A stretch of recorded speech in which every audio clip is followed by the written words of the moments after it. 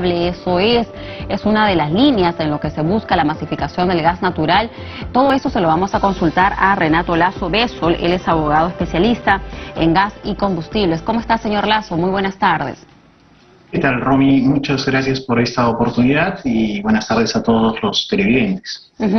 Bueno, ya lo comentábamos, ¿no? ¿Qué tan viable o cómo viene un poco mejorando esta posibilidad de que más peruanos hagan la conversión de sus vehículos, ¿no?, a gas natural, debido al contexto que nos encontramos con los precios de los combustibles entre 20 soles, 25 soles? En realidad, ya como dicen, es un lujo poder desplazarse, ¿no?, en su propio vehículo, y eso también se traslada al transporte público, el transporte de carga y otros.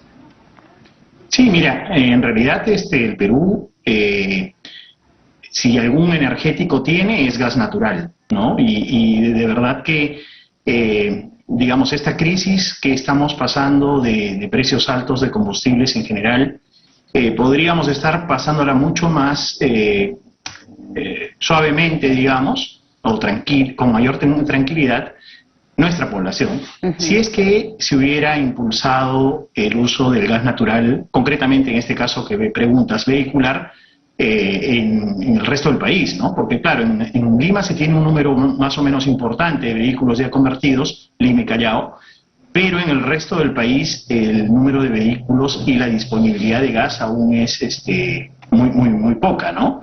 Así que hay una larga tarea por hacer, pero creo que los peruanos debemos ser absolutamente conscientes de que el energético que tenemos nosotros en el Perú es el gas natural.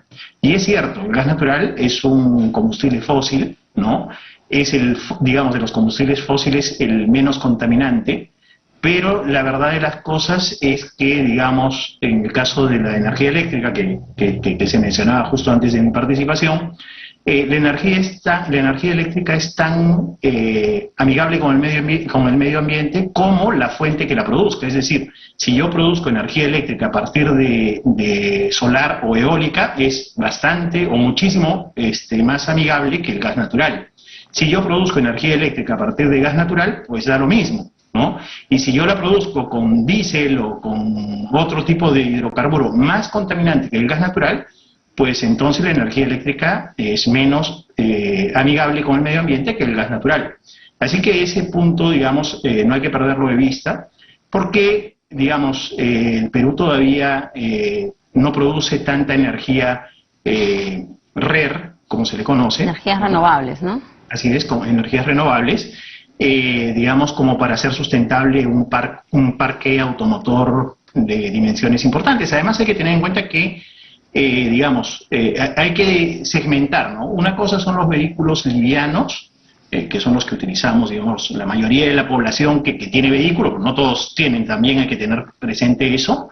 Y hay otro segmento que es el de los vehículos pesados, ¿no? Dentro de los que tenemos, digamos, camiones, tenemos buses, que trasladan a las personas no solo dentro de las ciudades, sino de ciudad a ciudad. Y en esos casos, el combustible que el país, digamos, debe utilizar, porque además esto sucede en el mundo entero, es el GNL, que es un producto, es un combustible que se deriva del gas natural, que es congelado a menos 160 grados, y en ese congelamiento, digamos, el gas natural se convierte en líquido, con lo cual se hace mucho más transportable o más fácil de abastecer, digamos, una gran cantidad a los vehículos que hacen grandes distancias.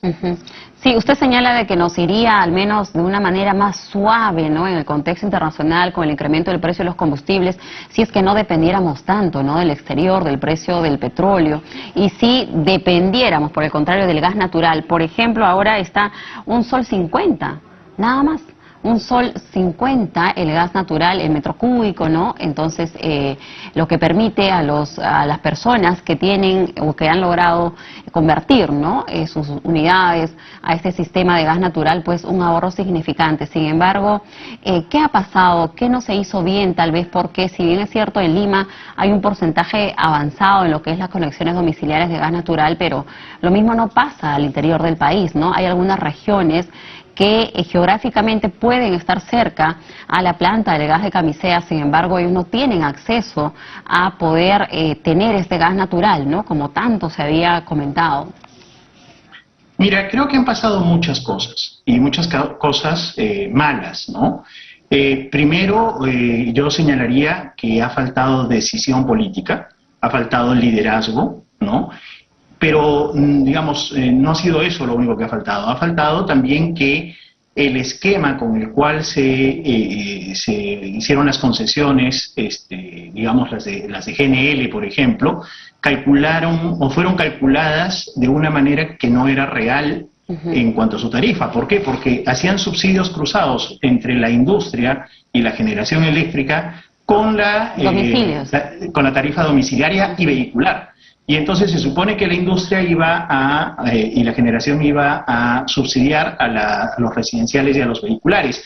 Pero quien hizo ese esquema, digamos, se olvidó de que el Perú es un país sumamente centralizado y que el 80%, 85% de la industria está en realidad en Lima. Y entonces en el resto del país ese subsidio iba a ser imposible de hacer. Entonces, al respecto hay un proyecto de ley que ya tiene varios meses en el Congreso que no termina de impulsarse, de aprobarse, que lo que hace es establecer una tarifa única en el territorio nacional, lo cual sería parte, pero hay que tenerlo claro, sería parte de la solución, porque el otro problema que tenemos es que no hay disponibilidad de gas natural en el resto del país, porque nuevamente una visión centralizada del país ha impedido que, por ejemplo, en el sur se tenga gas natural pasados, mira, ya 17 años o más de que se comenzó a pensar en hacer el gasoducto al sur del Perú, ¿no? Entonces, es una serie de población que... Está paralizado, ¿no? El gasoducto. Está paralizada. Que por temas de corrupción, ¿no? Así es, y que al no tener gas natural se ha venido retrasando y que además se generan otro tipo de problemas, ¿no? Como por ejemplo la pérdida de oportunidades, pérdida de empleo, el centralismo, la turización incluso de Lima. Y entonces todas esas cosas son cosas que podríamos nosotros los peruanos, no sé si decir solucionar, ¿sí? Pero utilizar al gas natural como una herramienta para darle solución. Y además, fíjate que eso podría ayudar mucho en evitar la conflictividad social, ¿no? Entonces creo que hay muchos temas que están interrelacionados y que el gas natural sin duda podría ser una excelente herramienta. Digamos, todavía no hemos perdido todo, hemos perdido muchos años, sí, pero hay todavía oportunidad de hacer y corregir el rumbo. Y eso es lo que se debería hacer, porque las crisis, digamos, como la que tenemos hoy día con el precio internacional del petróleo, son cíclicas. Sabemos eso, ¿verdad? Y así como en el año 2008 hubo una, y el precio se mantuvo por encima de $100, claro, el barril de petróleo, e incluso llegó a 130 y se mantuvo así por 2 o 3 años, sabemos que esta crisis va a tomar quizás el mismo tiempo, quizás más, eso no lo podemos saber con seguridad, pero sabemos que en unos años va a volver. Entonces, si no tomamos decisiones ahora... Pero para no depender, ¿no? Para no depender, exacto, del precio internacional. De la importación, así es, ¿no? De la importación de combustibles. Ahora, sí. Señor Lazo, disculpe, ¿por qué nuestro público de repente se pregunta por qué el gas natural sí funciona en Lima y por qué no en regiones, ¿no? Porque en el norte, si bien es cierto, ya hay un gran porcentaje de la población que tiene conexiones domiciliarias, pero el costo tampoco es tan barato, ¿no? Porque ellos dicen, me sale casi igual, ¿no? ¿Por qué en Lima sí funciona y al interior del país no? ¿Qué pasa? ¿No hay estos grandes ductos para poder trasladar el gas? Al final, el trasladar el gas, ¿no? A través de estos camiones cisternas, el costo se lo terminan trasladando al consumidor final en las tarifas. ¿Cuál es la realidad de la distribución ya del gas natural? A ver, yo creo que, digamos, en el caso del norte se ha hecho un mejor trabajo que en el caso del sur. De hecho, en el norte hay una importante cantidad de residencias, digamos, de conexiones comerciales, ¿no? Claro, la disponibilidad de gas que hay al ser trasladada, sobre todo con con GNL, ¿no? Con camiones, no es suficiente como, por ejemplo, para que se vayan instalando allí industrias y el país se vaya descentralizando. Eso no, digamos, es poco probable que suceda con el esquema que se tiene establecido hoy día, ¿no? Entonces eso es un poco lo que está pasando, ¿no? Porque claro, esa idea de tener un subsidio cruzado entre la industria y la generación a favor de lo que es las residencias y el GNB es positiva, es una buena medida, pero tendríamos que ir generando las condiciones para que funcione, ¿no? Es decir, es una buena medida si es que somos realistas, pero si es que la planteamos como si todo el país fuera igual, estamos equivocados, ¿verdad? Estamos desconociendo nuestra realidad y es por eso que no funciona. Ahora, otra de las cosas que habría que hacer es, como digo, es hacer que el gas esté disponible en todo lado. Y ahí lo que le toca es al Estado. El Estado tiene que llevar el gas natural porque no puede dejar en manos de los privados, como ha venido haciendo, el costo de conectar a la población, porque, el Estado es el responsable de que su población viva en mejores condiciones de vida, o tenga mejores condiciones de vida. Pensemos, por ejemplo, en las heladas en Puno o en las alturas de Arequipa, ¿no? Ese problema que año tras año se repite, que mandamos frazadas y chompas y etcétera, y nos organizamos solidariamente, desde luego, pero que resulta absolutamente insuficiente, podría haber sido corregido hace muchos años si hubiéramos utilizado el gas natural. Señor ¿no? Lasso, entonces cuando usted habla de que el Estado debería acercar el gas natural a los ciudadanos, ¿cómo podría hacerlo? Porque en Lima ya la empresa privada es quien, en este caso, ¿no? La empresa distribuidora Cálida, por ejemplo, es la encargada de la distribución, ¿no? De lograr las conexiones domiciliarias aquí en Lima y Callao. Sin embargo, en las demás regiones no hay estos ductos para poder abastecer, ¿no? A más ciudadanos con el gas natural. ¿Cómo el Estado podría acercar el gas natural entonces a estas poblaciones? ¿Cómo lo han hecho en otros países? Sí, la pregunta que haces es perfectamente, digamos, es una excelente pregunta, porque lo que hay que mirar es qué hizo, por ejemplo, Colombia, qué hizo Argentina para llevar el gas. Y lo que hizo fue el Estado argentino, el Estado colombiano, invirtió en el transporte. Lo que se llama el transporte son estos ductos que llevan el gas natural hacia las poblaciones que el Estado es consciente y responsable de atender, ¿correcto? Entonces, fue el Estado quien hizo esa inversión y luego lo que hizo fue concesionar la distribución, ¿correcto? O sea, no es que concesionó todos los proyectos, como se ha querido hacer acá en el Perú, lamentablemente de manera infructuosa, porque llevamos años, como decía, con el gasoducto del sur, llevamos años con otros proyectos, como el de 7 regiones, qué sé yo, y no se concretan. ¿Por qué? Porque en esos esquemas hemos querido hacer que el privado asuma el íntegro el costo y obviamente la tarifa a la cual se llega cuando uno hace ese tipo de esquemas, pues es una tarifa poco competitiva. Pero si es que el Estado asumiera su responsabilidad y dijera, yo voy a invertir en el transporte, no para operarlo, porque acá, hay que ser conscientes de que tampoco el Estado suele ser un buen administrador, ¿verdad? Las empresas, digamos, estatales en el mundo entero suelen ser, digamos, no muy buenos proveedores de servicios, ¿no? Suelen tener una serie de deficiencias. Entonces, pero sí, si la inversión fuerte, que es llevar el gas, el transporte, como decíamos, hacia Arequipa, hacia Tacna, bueno, hacia el resto del país, hacia Ayacucho, que bueno, además Ayacucho está muy cerca ya del ducto, y entiendo que hay todo un proyecto que ojalá que ahora sí dé a luz, por decirlo de alguna manera, pero si el Estado se encargara de eso, que es su responsabilidad, entonces ya lo único que tendría que hacer es concesionar la distribución, y entonces eso aligeraría muchísimo el costo a favor de la población.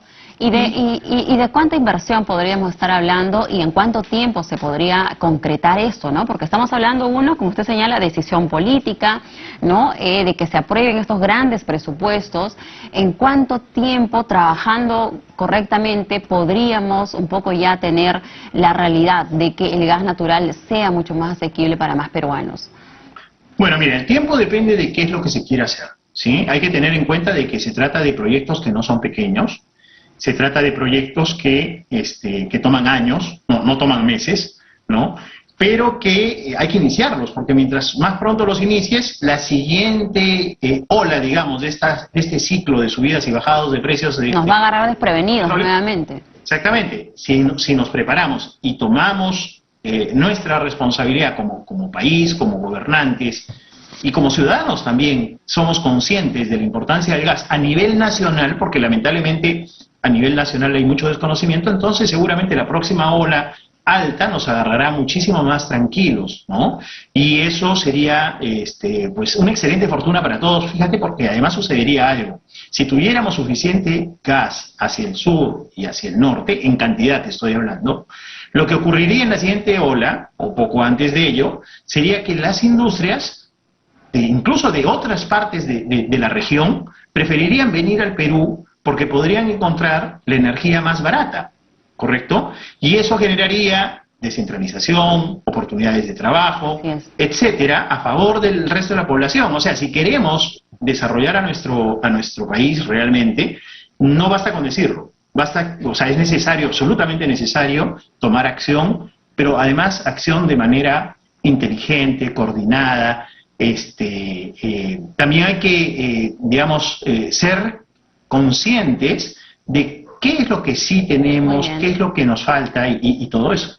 Muy bien, tomar decisiones, ¿no? Usted nos señala decisiones prontas y sobre todo inteligentes y técnicas también, ¿no? Con un equipo que conozca del tema y que nos permita prontamente acortar estas grandes distancias en lo que es que más peruanos gocen de los beneficios que trae el gas natural. Señor Lazo, muchísimas gracias por haber estado con nosotros. Es Renato Lazo, abogado especialista en gas y combustibles. Muy buenas tardes, hasta una próxima oportunidad. Muchas gracias. Hasta luego. Muy bien, amigos, con esta información